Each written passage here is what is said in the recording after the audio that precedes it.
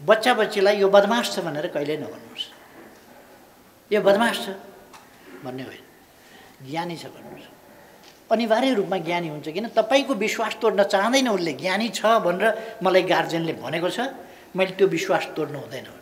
अब बदमास छ भनेपछि यसै बदमास उसै बदमास किन ऊ ज्ञानी भएर किन चल्ले? उसले त पगडी पाइसकेको छ बदमास भन्ने, किन मान्ने? एउटा ट्रायल गरी हेर्नुहोस् तपाईँ, त्यो गल्ती हुन्छ, यद्यपि धेरै ठुलो गल्ती हुन्छ। यो बदमास छ भन्नुहोस्, ग्लास फुटाइदिएर हिँड्छ बच्चाले, त्यहीँ देखाइदिन्छ उसले बदमासीको सुरुवात। त्यस कारण बच्चा बच्चीलाई कहिले पनि नेगेटिभ ढङ्गले चाहिँ नै नभन्नुहोस्। यो पढाइमा एकदम तेज छ, राम्रो छ, गतिलो छ भन्नुहोस्। बुद्धु छ भनेपछि त यसै बुद्धु उसै बुद्धु, पढेर पनि बुझ्दैन, कस्तो गोरु रहेछ भनेर मेरो एउटा टिचरले भन्थे प्राय विद्यार्थीहरूलाई, कस्तो गोरु भन्थे, केही बुझ्दैन भन्थे। जुनलाई उनले गोरु भन्थे त्यो गोरु जस्तै हुने, किनभने त्यो उसले विश्वास भए पो विश्वास जोगाउँ। जुन विद्यार्थीलाई यो ट्यालेन्ट छ, पढाएको एकदम ध्यान दिएर हेर्छ, ध्यान दिएर सुन्छ, ध्यान दिएर बुझ्छ भन्यो, त्यो एकदम ध्यान दिएर हेर्छ, ध्यान दिएर सुन्छ, ध्यान दिएर बुझ्छ, त्यसपछि ऊ ट्यालेन्ट भएर निस्किन्छ। ऐठन किन हुन्छ भने मस्तिष्कमा अक्सिजन कम पुग्यो भने। मस्तिष्कमा अक्सिजन कसरी पुग्छ भन्दा पल्पिटेसन ठिक भएन भने, मुटुमा कुनै प्रकारको व्यवधान भयो भने, हातले अथवा कहिले कहिले त बाक्लो ओढ्नेहरूले पनि थिच्यो भने, मुटु राम्ररी धड्किन पाएन भने, त्यसले रक्त सञ्चार राम्ररी गर्न पाएन भने ब्लड मस्तिष्कमा पुग्न कम हुन्छ। त्यसो भएपछि मस्तिष्क कम रगत भएपछि निन्द्रामै डराउन थाल्छ। त्यसले घनश्याम घनश्याम भनेपछि दौडिन्छ साथी कोटिङ पाएपछि। हामीले त्यस अनुसारको लगानी गरेका छैनौँ, त्यस अनुसारको मेहनत गरेका छैनौँ, त्यस अनुसारको अरू पक्षहरूमा लगानी गरेका छैनौँ।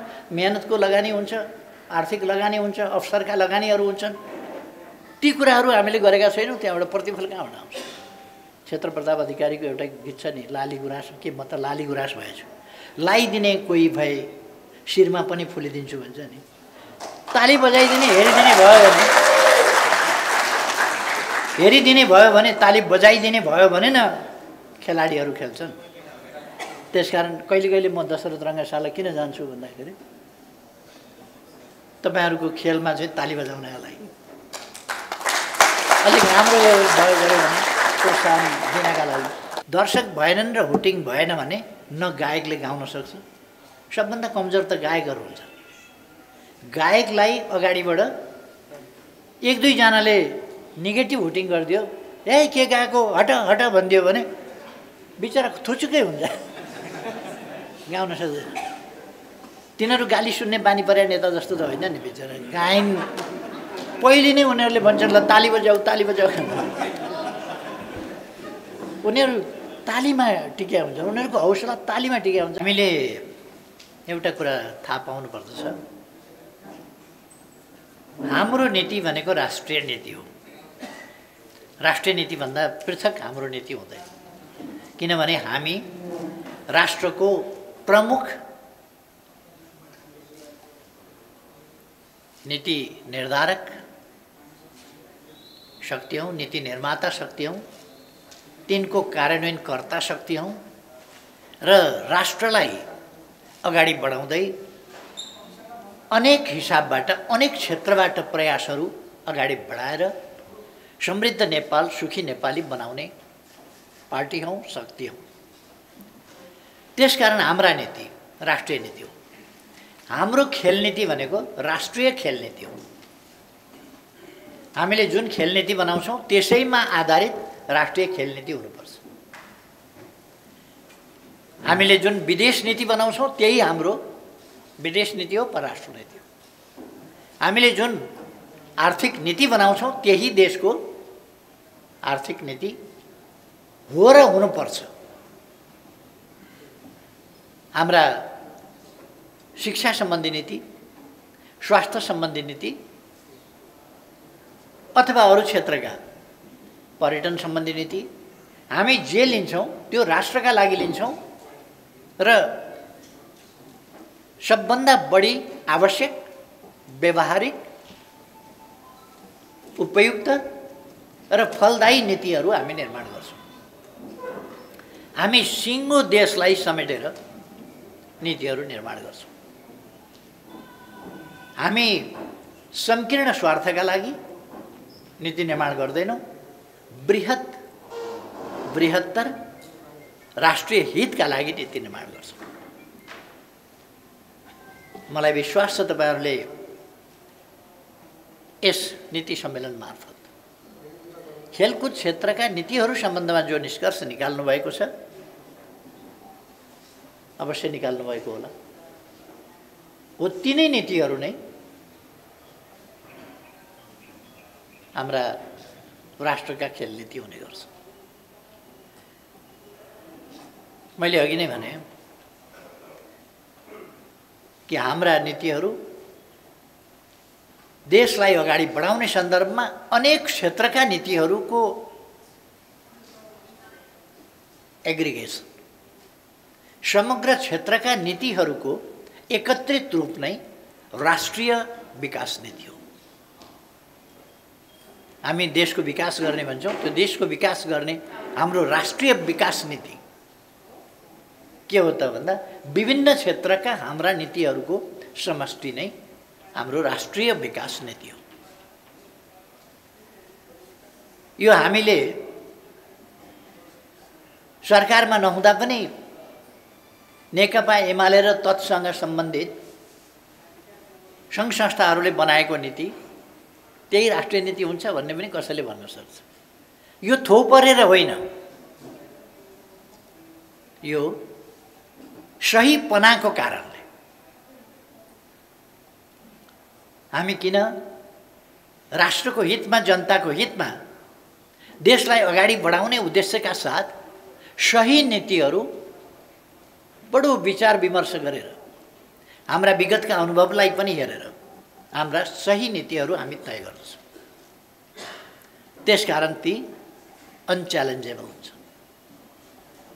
किनभने ती करेक्ट हुन्छन्, ती आवश्यक हुन्छन्, ती हितकारी हुन्छन्, ती लाभकारी हुन्छन्, ती वास्तवमा फलदायी हुन्छन्। त्यसकारण हामीले नीति निर्माण गर्दा सावधानी पनि अपनाउनु पर्दछ, गल्ती नहोस्।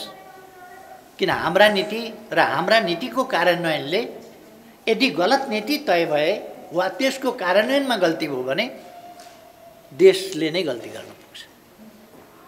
त्यसकारण हामीले नीति निर्माणमा कुनै कमी कमजोरी या त्रुटि गर्नु हुँदैन र हाम्रा नीति सही, व्यावहारिक, उन्नत स्तरका हुनुपर्दछ र त्यसको कार्यान्वयन अथवा ती नीतिहरूको कार्यान्वयन त्यसै गरी निर्भुल ढङ्गले र सक्रियताका साथ गर्नुपर्छ। नीति हामीले निर्माण गर्यौँ तर नीतिको सफल कार्यान्वयन गरेनौँ भने, नीति कार्यान्वयनमा हामीले सुस्तता देखायौँ भने, सक्रियता देखाएनौँ भने ती नीतिहरू, संस्कृतमा एउटा भन्छ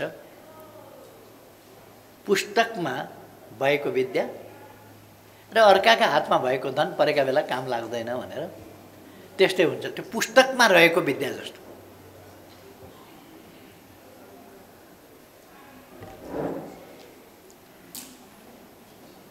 त्यसकारण हामीले पुस्तकमा रहेको विद्या जस्तो हाम्रा नीतिहरू हुन दिनु हुँदैन। यदि हामी सक्रिय भएनौँ भने पुस्तकमा रहेको विद्या जस्तै हुन्छ। त्यो निकालेर पढ्यो भने, त्यो आफूले ग्रहण गर्यो भने चाहिँ आफ्नो भयो, पुस्तकमै रह्यो भने त त्यो विद्याले के काम दिन्छ। खेलका तरिकाहरू, खेलका शिक्षाहरू, खेल सम्बन्धी थुप्रै पुस्तक लेखेका हुन्छन् मान्छेले, खेल सम्बन्धी तरिकाहरू विकास गरेका हुन्छन्, तर त्यो अभ्यासमा लगिएन भने, अभ्यासमा नलगेर त त्यो काम लाग्दैन। त्यसकारण हाम्रा नीति अभ्यासमा जानुपर्दछ, व्यवहारमा जानुपर्दछ र त्यसले व्यवहारिक रूप लिनुपर्दछ। अहिले म नीतिहरूको बारेमा जान चाहन्न, किनभने खेल क्षेत्रका सबै साथीहरू यहाँ हुनुहुन्छ र तपाईँहरूले दृष्टिकोणहरू राखिसक्नु भएको छ। शङ्कर पोखरेलजी आइसक्नु भएको थियो, बोलिसक्नु भएको छ उहाँले। त्यसकारण मैले ती कुराहरू दोहोऱ्याइरहनु पर्ला जस्तो लाग्दैन। मलाई एउटा मात्रै भन्न मन छ, खेल क्षेत्रको सम्बन्धमा हाम्रो भूगोल, हाम्रो प्रकृति खेलका लागि, सबै प्रकारका खेलका लागि, इन्डोर गेम्स, आउटडोर गेम्स अथवा अरू एडभेन्चरवाला गेमहरू, अलिक जोखिमयुक्त खालका देखिने खालका गेमहरू, यस्ता अनेक गेमहरू, बलले खेलिने गेमहरू, बुद्धिले खेलिने गेमहरू, सबै कुरामा हामी पछाडि पर्नुपर्ने कुनै कारण छैन। खालि हामी पछाडि पर्नुपर्ने कारण छैन भन्ने कुरा बुझ्यौँ र तदनुसारको अभ्यास गऱ्यौँ भने। म हाम्रो समस्या के देख्छु भने अभ्यासको कमी। एक दुईवटा कविता लेखेपछि हामी आफूलाई कवि ठान्छौँ। यसो भकुण्डो लडाउन जान्यो भने खेलाडी ठानिहाल्छौँ। खेलाडी हुन बाँकी नै रहेको हुन्छ। यसो कर्क र ब्याट हल्लायौँ भनेदेखि अब खेलाडी त भयो नि, तर कस्तो खेलाडी भयो भन्दा त्यो खेलाडी चाहिँ भएको हुँदैन। खेल चाहिँ खेल्या हुन्छ तर खेलाडी भएको हुँदैन। खेल्न त म पनि खेल्छु तर खेलाडी चाहिँ भएको हुँदैन। तर हामी आफूलाई खेलाडी ठानिहाल्ने त्यो खालको बानी छ। एक दुईवटा गीत गायो भने आफूलाई गायक ठानिहाल्छौँ, तर गीत सम्बन्धी अभ्यासहरू, तत्सम्बन्धमा हामी जे अभ्यास गर्नुपर्ने हो त्यो अभ्यास, सङ्गीतको मर्मका अभ्यासहरू पनि गर्दैनौँ र त्यसको रियाज पनि गर्दैनौँ भने हामी वास्तवमा गायक हुन सक्छौँ। त्यो गायक चाहिँ हुन सक्दैनौँ। अब गाउन त कहिले कहिले मन लागेको बेला गाइहाल्छ।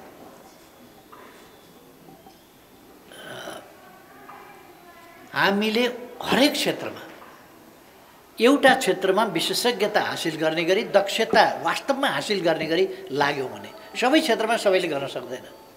यो खेलमा पनि दक्षता, त्यो खेलमा पनि दक्षता, यस विधामा दक्षता, उस विधामा दक्षता, सङ्गीतमा पनि दक्षता, गायनमा पनि दक्षता, साहित्यमा पनि दक्षता, चित्रकारितामा पनि दक्षता, यसमा पनि टप, उसमा पनि टप मान्छे हुन सक्दैन।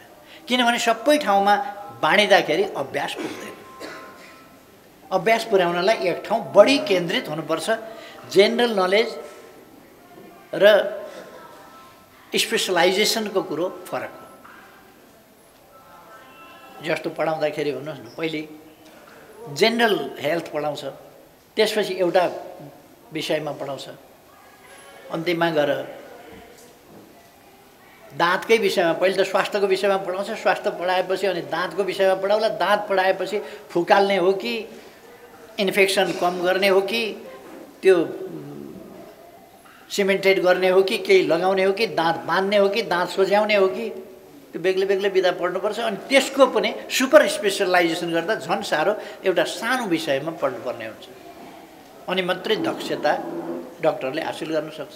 खेल पनि त्यस्तै हो। त्यसकारण म हाम्रो साथीहरूलाई भन्न चाहन्छु, हामी अन्तर्राष्ट्रिय क्षेत्रमा पनि अवसरै पाएनौँ। हामीले हाम्रो जीविकामा केन्द्रित हुने प्रवृत्तिभन्दा माथि आउनै सकेन। उहिले ऋषिमुनिहरू थिङ्कर हुन्थे, चिन्तक हुन्थे। किन चिन्तक हुन्थे, किन थिङ्कर हुन्थे उनीहरू भन्दा उनीहरू पेटको समस्याबाट मुक्त थिए। ऋषिमुनिहरूलाई अरूले ल्याएर खानेकुराहरू दिन्थे, आवास, वस्त्र, खाना आदि इत्यादि उनका आवश्यकता समाजले पुरा गरिदिन्थ्यो र उनीहरू चिन्तनकर्ता हुन्थे, अध्ययनकर्ता हुन्थे, चिन्तनकर्ता हुन्थे। त्यसकारण उनीहरू विभिन्न कुराको सिर्जना गर्न सक्थे, चिन्तनको सिर्जना गर्न सक्थे। तिनलाई अनुभूतिहरूलाई अनुभवमा, अनुभवलाई लगेर ज्ञानमा परिणत गर्न सक्थे। त्यो को विद्वान भयो त्यस बेला भन्दा जो चिन्ताबाट मुक्त छ। जो खाना लाउनको चिन्ताबाट मुक्त भएर अरू पनि कामहरू गर्न सक्छ। त्यो हाम्रो त कतिवटा जेनेरेसनले कागले जस्तै बिहान उठेपछि चारो खोज्नको चिन्ता, कागलाई त्यस्तै हुन्छ त, बिहान उठेपछि चारो खोज्नको चिन्ता। हाम्रो पनि हालत त्यही हो, बिहान उठ्यो अब चारो खोज्नको चिन्ता, के खाने होला, के कसरी भरे बेलुका कहाँबाट खाना ल्याएर जुटाउने होला। खानामा सारा चिन्ता, पेटमा सारा चिन्ता भएपछि दिमागले सम्पूर्ण कुरा पेटका लागि, सम्पूर्ण कुरा खानाका लागि, सम्पूर्ण कुरा आहारका लागि, सम्पूर्ण कुरा बाँच्नका लागि गरेपछि अरू कुरामा विकास कसरी गर्छ? हाम्रो खेल क्षेत्रको विकास किन भएन भने हाम्रो सिँगै समाजको पहिलो प्राथमिकता बाँच्ने कुरा, पेटको चिन्ता। त्यसभन्दा माथि हामी उठ्नै सकेनौँ। बल्ल अब अलिकति त्योभन्दा माथि र खेलमा केन्द्रित हुने, सङ्गीतमा केन्द्रित हुने, अर्को विधामा केन्द्रित हुने, अर्को विधामा केन्द्रित हुने, यस्ता कुराहरू बल्ल हुन थाले। अझै पनि खेल क्षेत्र आवश्यक ढङ्गले हामीले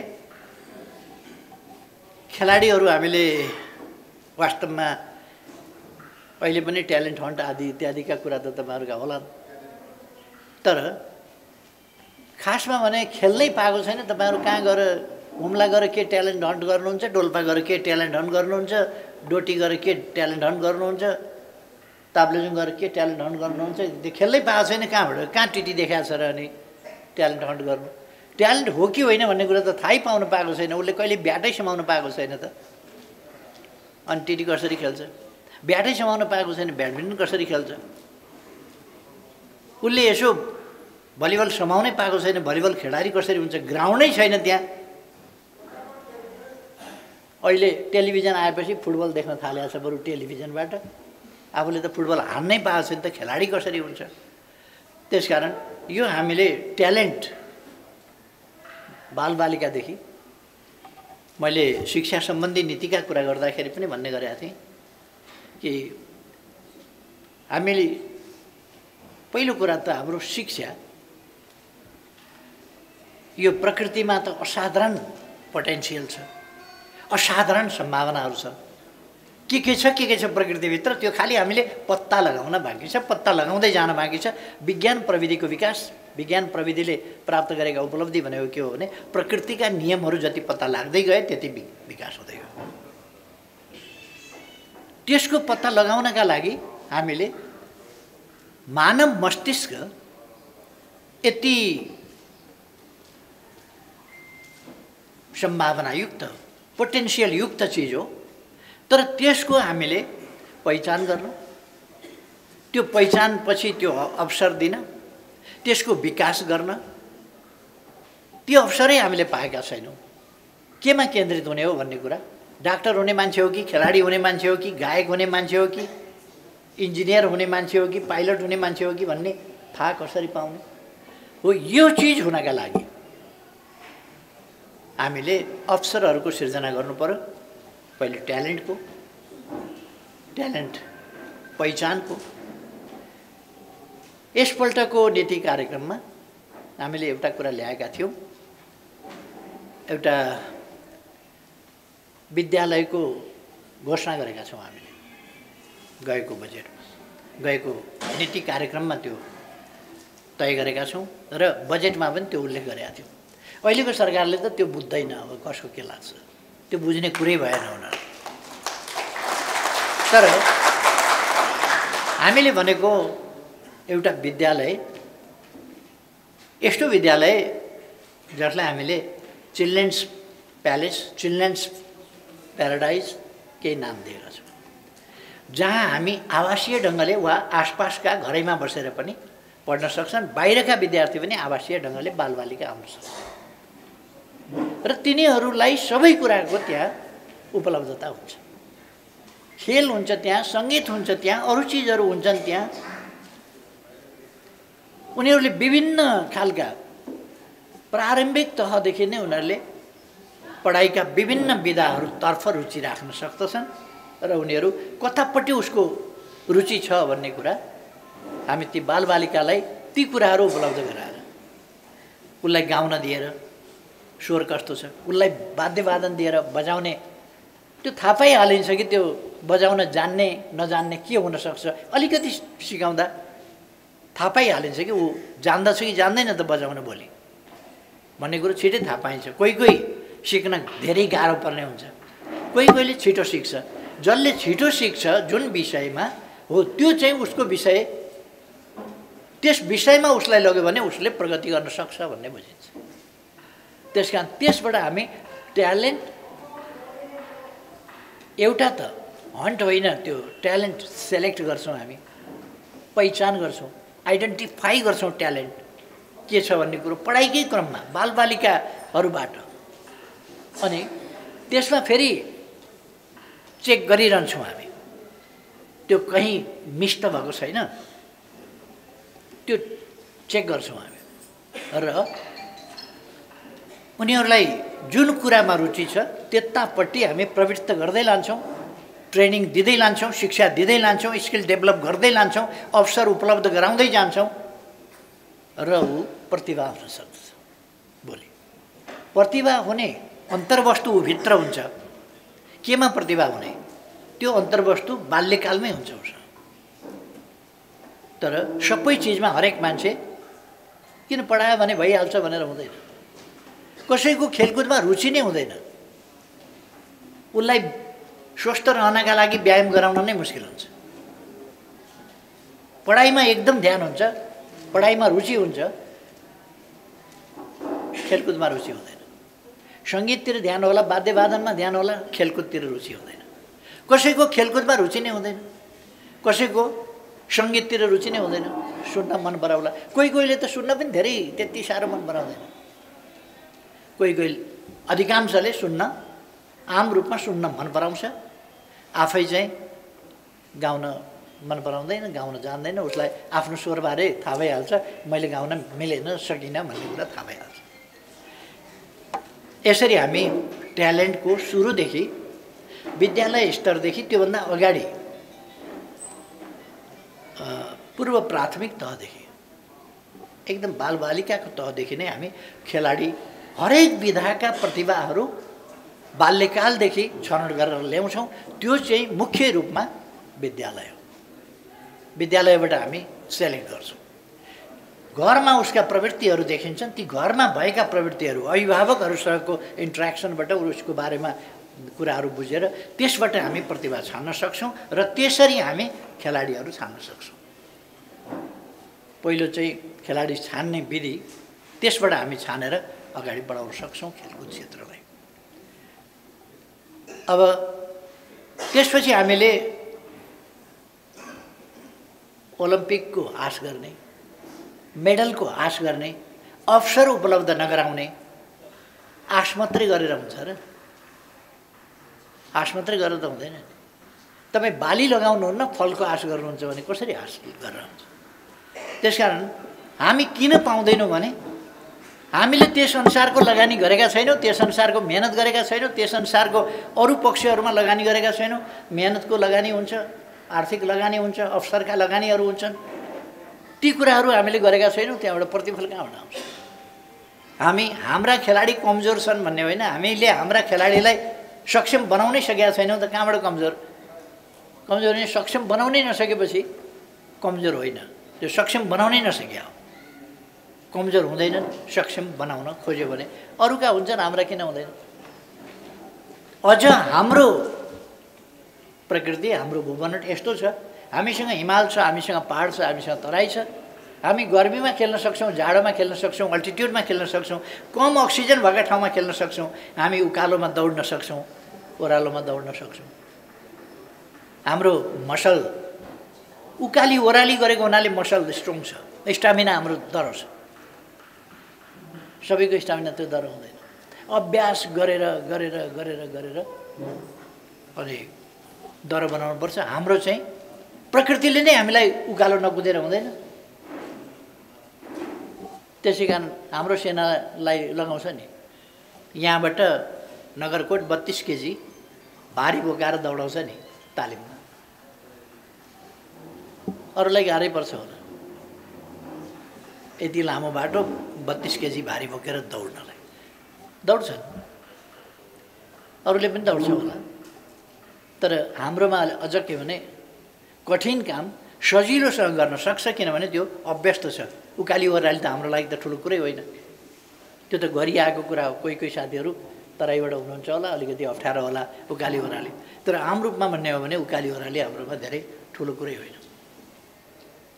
यो बेनिफिट हामीलाई छ। सो त कम अक्सिजनमा सास फेरेर खेल्ने, दौड्ने, कुद्ने। हामी कालापत्थर गयौँ भने, हामी सगरमाथा बेस क्याम्पमा गयौँ भने, हामी अन्नपूर्ण बेस क्याम्पमा गयौँ भने, अथवा अरू बेस क्याम्पमा गयौँ भने सास फेर्न गाह्रो हुन्छ। त्यहाँका मान्छे त सास फेर्न गाह्रो छैन त।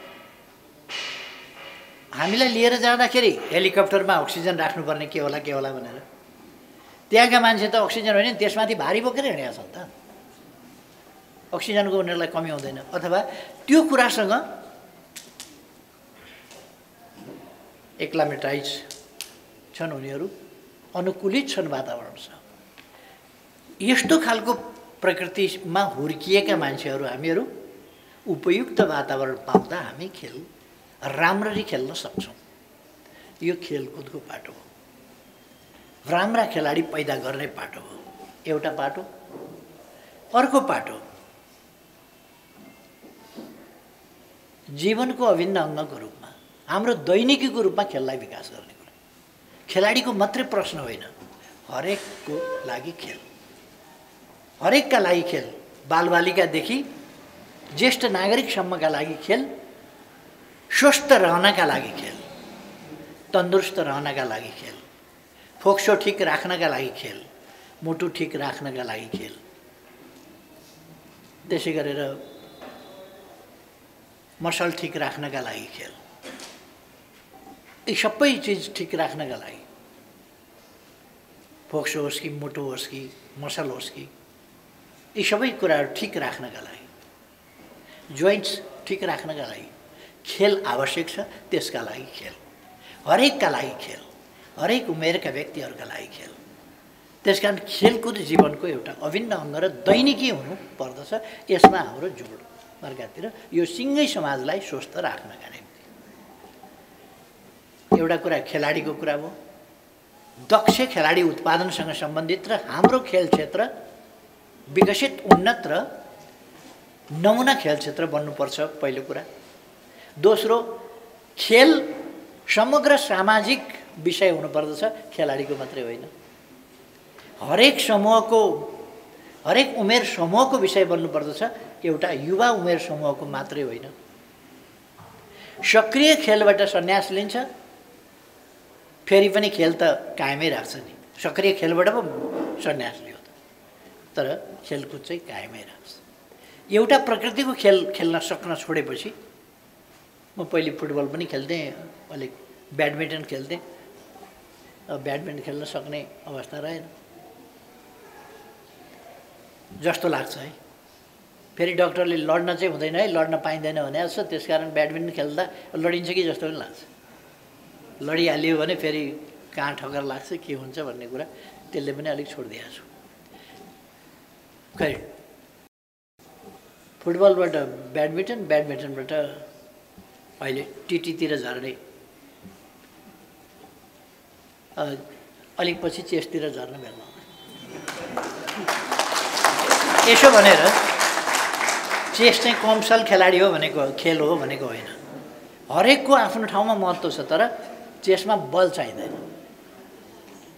शारीरिक सन्तुलन चाहिँदैन, बेसरी स्टामिना चाहिँदैन, मस्तिष्कको, फोक्सोको, मुटुको, मसलको ब्यालेन्स चाहिँदैन, जो खेलकुदमा चाहिन्छ, अरू खेलकुदमा चाहिन्छ। दौडमा, फुटबलमा, अनेक चिजमा मस्तिष्कको, मसलको, लङ्सको, हार्टको सबैको ब्यालेन्स भएन भने मसल कमजोर छ कसरी खेल्छ, लङ्स कमजोर छ फ्याफे भएर खेल्नै सक्दैन, मुटु कमजोर छ धडधड गरेर खेल्नै सक्दैन, मस्तिष्क कमजोर छ यहाँनेरि साथ हान्दाखेरि त्यहाँ बल पुग्छ भनेर त्यहाँ क्याच गरेर ऊ पुग्दैन, खुट्टामा आउला भनेर बस्ला। जस्तो पूर्वबार म त्यहाँ एउटा फुटबल खेल थियो नि रङ्गशालामा, त्यहाँ मैले खेले देख्नु होला साथीहरू। फुटबल अलिक परेर कुद्छ, म अलिक परतिर कुद्छु। त्यो तालमेलै नहुने। खैर, खेलकुदका मुख्य रूपमा यी दुईटा पक्ष हो, प्रोफेसनल प्लेयर्स एउटा पक्ष, प्रोफेसनल प्लेयर हुने बाटो एउटा, समग्र सामाजिक सँगसँगै समाजलाई खेलमय बनाउने। जति खेल प्रिय हुन्छ समाज त्यति खेलको विकास हुन्छ। दर्शक भएनन् र हुटिङ भएन भने न गायकले गाउन सक्छ, सबभन्दा कमजोर त गायकहरू हुन्छ। गायकलाई अगाडिबाट एक दुईजनाले नेगेटिभ हुटिङ गरिदियो, ए के गाएको हट हट भनिदियो भने बिचरा थुचुकै हुन्छ, गाउन सक्दैन। तिनीहरू गाली सुन्ने बानी परे नेता जस्तो त होइन नि बिचरा। गायन पहिले नै उनीहरूले भन्छन् ल ताली बजाऊ ताली बजाऊ,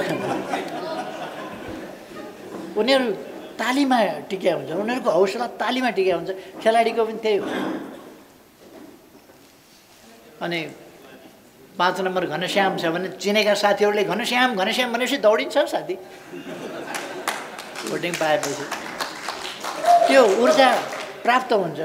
अब अरू दर्शकहरूले मेरो साथमा छ समाज भनेपछि उसमा मनोबल आउँछ। आफ्नो साथमा छैन भन्ने भयो भने त्यो पीडाले नै उसको खुट्टा लटपटिन्छ, के हुन्छ, हात लटपटिन्छ। त्यसकारण राम्ररी खेल्न सक्दैन। त्यसकारण हुटिङ आवश्यक हुन्छ। हुटिङ आवश्यक हुन त खेलप्रेमी चाहियो नि दर्शक, खेलप्रेमी दर्शक हुनु पर्यो नि त्यहाँ। क्षेत्र प्रताप अधिकारीको एउटा गीत छ नि, लाली गुराँस, के म त लाली गुराँस भएछु, लाइदिने कोही भए शिरमा पनि फुलिदिन्छु भन्छ नि।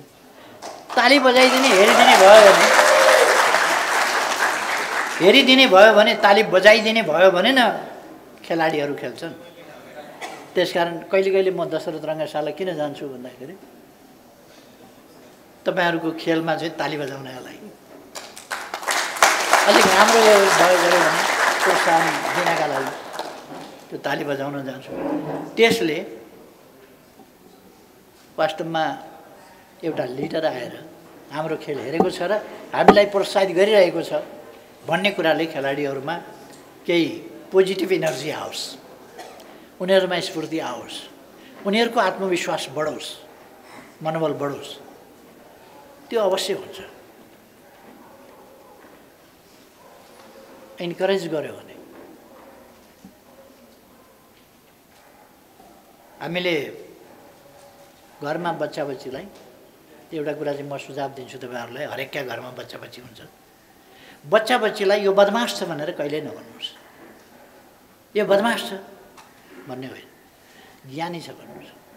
अनिवार्य रूपमा ज्ञानी हुन्छ, किन तपाईको विश्वास तोड्न चाहदैन उसले, ज्ञानी छ भनेर मलाई गार्जियनले भनेको छ, मैले त्यो विश्वास तोड्नु हुँदैन। अब बदमाश छ भनेपछि यसै बदमाश उसै बदमाश किन ऊ ज्ञानी भएर किन चल्ले? उसले त पगडी पाइसकेको छ बदमाश भन्ने, किन मान्ने? एउटा ट्रायल गरी हेर्नुहोस् तपाईँ, त्यो गल्ती हुन्छ, यद्यपि धेरै ठुलो गल्ती हुन्छ। यो बदमाश छ भन्नुहोस्, ग्लास फुटाइदिएर हेर्छ बच्चाले, त्यही देखाइदिन्छ उसले बदमासीको सुरुवात। त्यसकारण बच्चा बच्चीलाई कहिले पनि नेगेटिभ ढङ्गले चाहिँ नै नभन्नुहोस्, उसलाई हौसला दिनुहोस्। कहिले कहिले गल्ती गर्छ, गाली नगर्नुहोस्, राम्रो मुखले उसलाई सम्झाउनुहोस्। कोचहरूलाई पनि मेरो सुझाव, तपाईँको खेलाडीले बिगार्छ, गल्ती गर्छ, राम्ररी सम्झाउनुहोस्। यसरी गर्नुपर्छ, यस्तो है यो जाँदा यो बिगार गऱ्यो भने ऊ कोचसँग अलिकति टाढै हुन खोज्छ, अलिकति नराम्रो मान्छे कोचले मलाई देख्न पनि मन पराउँदैन, कोच मेरो लागि चाहिँ ठिक छैन यो कोच भन्ने उसलाई पर्छ। त्यसो भएपछि कोचसँगको उसको आत्मीय सम्बन्ध चिसिन्छ। चिसिएपछि कोचले पनि त थाहा पाउँछ, थाहा पाउने गरी उसले चिसोपन देखाउँछ। त्यो सम्बन्ध भएपछि भने सिकाउन पनि सकिँदैन, सिक्न पनि सकिँदैन। बच्चा बच्चीलाई पनि त्यस्तै हो। बच्चा बच्चीहरू यो पढाइमा एकदम तेज छ, राम्रो छ, गतिलो छ भन्नुहोस्। बुद्धु छ भनेपछि त यसै बुद्धु उसै बुद्धु, पढेर पनि बुझ्दैन कस्तो गोरु रहेछ भनेर मेरो एउटा टिचरले भन्थे प्राय विद्यार्थीहरूलाई कस्तो गोरु भन्थे केही बुझ्दैन जुनलाई उनले गोरु भन्थे त्यो गोरु जस्तै हो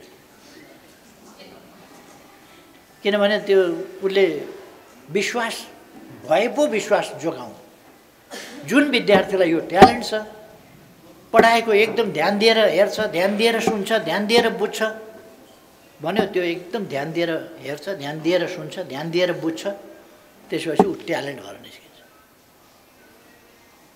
त्यस कारण उसलाई इन्करेज गर्नुपर्छ कि यसमा यो चाहिँ खेलाडीले कहिले कहिले बिगाऱ्यो भने यहाँनिर यति सपार्यो भनेदेखि तिम्रो ठिक छ यहाँनिर यो कुरा मिलेको छैन त्यति मिल्यो भने यो मिल्छ डान्समा पनि त्यही हो डान्स सिक्नेलाई यहाँनिर स्टेपिङ यो मिलेन यहाँनिर अलिकति कम्मर मर्काएको यहाँ मिलेन बडी यसरी मिलेन आँखा यस्तो मिलेन स्माइल यस्तो भएन त्यो सिकाइदियो कहाँ कहाँ मिलेन त्यो सिकाइदियो राम्ररी भने त्यसले सच्याउँछ र सिक्छ गाली गर्यो भने फेरि पनि गाली खाने होला किन हल्लाउने कम्मर पनि भन्छ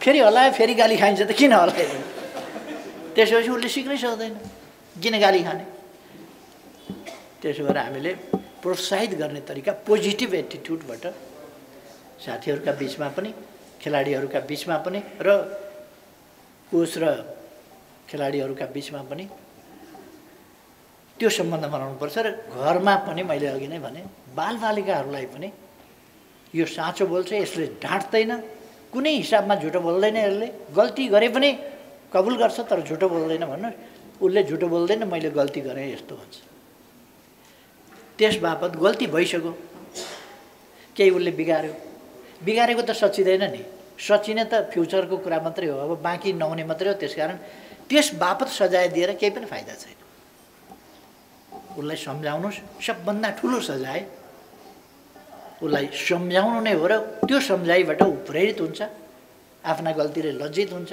अब उपरान्त मैले यस्तो गर्नु हुँदैन भन्ने कुरा हृदयङ्गम गर्छ र अगाडि बढ्छ खेल क्षेत्रलाई हामीले यसकारण समाजव्यापी बनाउने दोस्रो बाटो अब यसका इम्प्याक्टहरू त थुप्रो छन् अघि मभन्दा अगाडि उद्घोषक भाइले भन्दै हुनुहुन्थ्यो यो डिप्लोमेसीसँग सम्बन्धित छ अरू कुरासँग सम्बन्धित छ कहिले पिम्पङ डिप्लोमेसी भन्छन् कहिले के डिप्लोमेसी भन्छन् डिप्लोमेसीका लागि प्रयोग थुप्रै कुराहरू हुन्छन् त्यसमध्ये कहिले कहिले खेल पनि प्रयोग हुन्छ डिप्लोमेसीका लागि डिप्लोमेसी यस्तो चिज हो त्यो कहिले लन्च डिप्लोमेसी गर्छ कसैले डिनर डिप्लोमेसी गर्छ कसैले टी डिप्लोमेसी गर्छ कसैले ब्रेकफास्ट डिप्लोमेसी गर्छ कसैले स्पोर्ट्स डिप्लोमेसी गर्छ कसैले अनेक प्रकारका डिप्लोमेसीहरू हुन्छ उहिले राजा महाराजाहरू आफूभन्दा बलियालाई छोडिदिएर सन्धि बनाएर हमला नगरोस् राज्य बचोस् भनेर वैवाहिक सम्बन्ध जोड्थे यस्तो धेरै चल्थ्यो सँगसँग गम्बोलाई भिरकुटी दिएको पनि त्यस्तै भएर त नत्र उहाँसम्म किन पुग्नु पर्थ्यो अंशुवर्माले तिब्बतसम्म 3 महिना लगाएर किन पुर्याउनु पर्थ्यो डोला बोकाएर त्यो त्यस्तै डिप्लोमेसी हो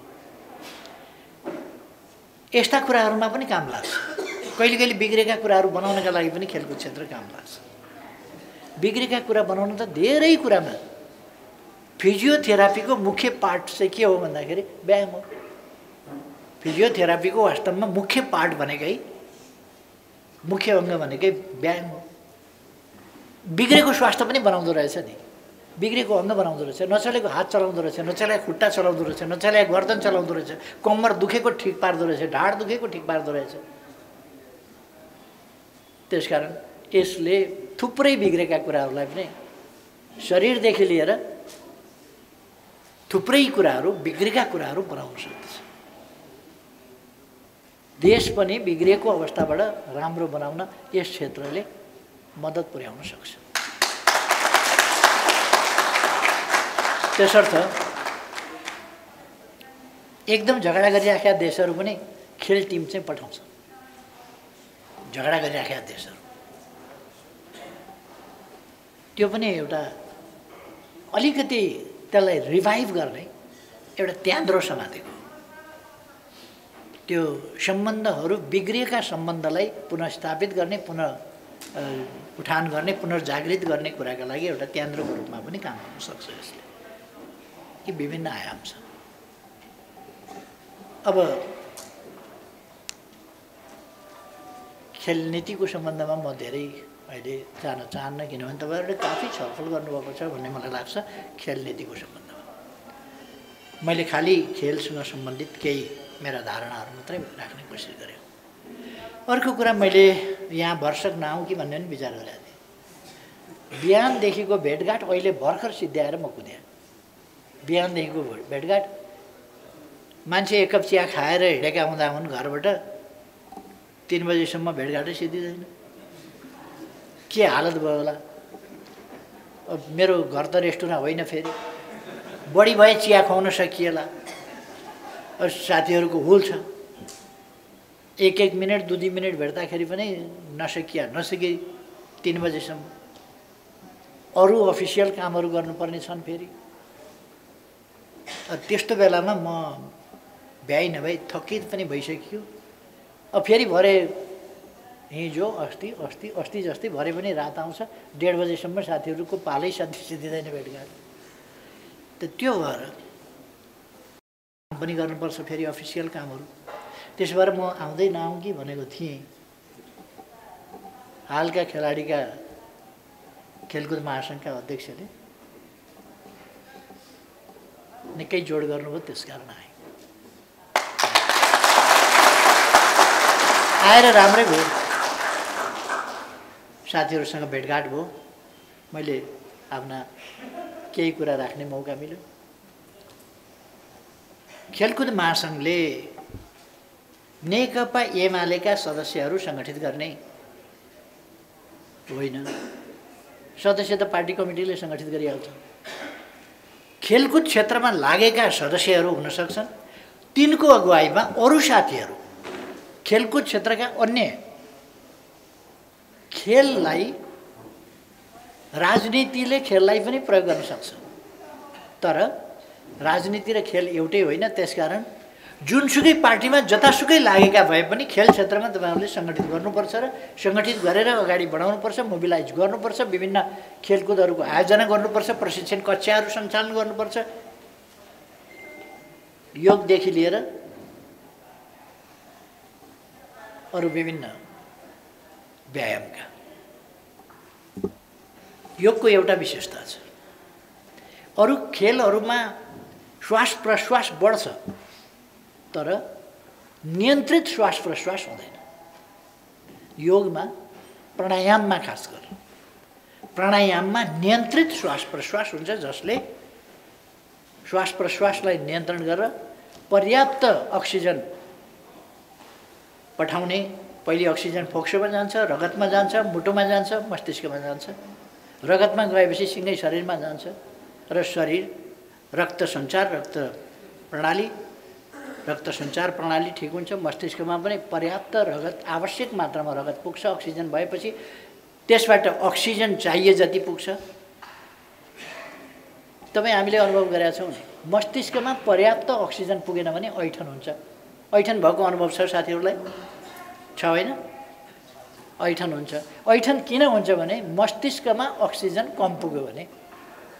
मस्तिष्कमा अक्सिजन कसरी पुग्छ भन्दा पल्पिटेसन ठिक भएन भने, मुटुमा कुनै प्रकारको व्यवधान भयो भने, हातले अथवा कहिले कहिले त बाक्लो ओढ्नेहरूले पनि थिच्यो भने, मुटु राम्ररी धड्किन पाएन भने, त्यसले रक्त सञ्चार राम्ररी गर्न पाएन भने ब्लड मस्तिष्कमा पुग्न कम हुन्छ। त्यसो भएपछि मस्तिष्क कम रगत भएपछि निन्द्रामै डराउन थाल्छ। त्यो डराउन थाल्छ किन उसले जगाउनु पर्यो मान्छेलाई। अब मान्छेलाई जगाउनका लागि पनि ऊ डराउनु पर्यो केही गरेर।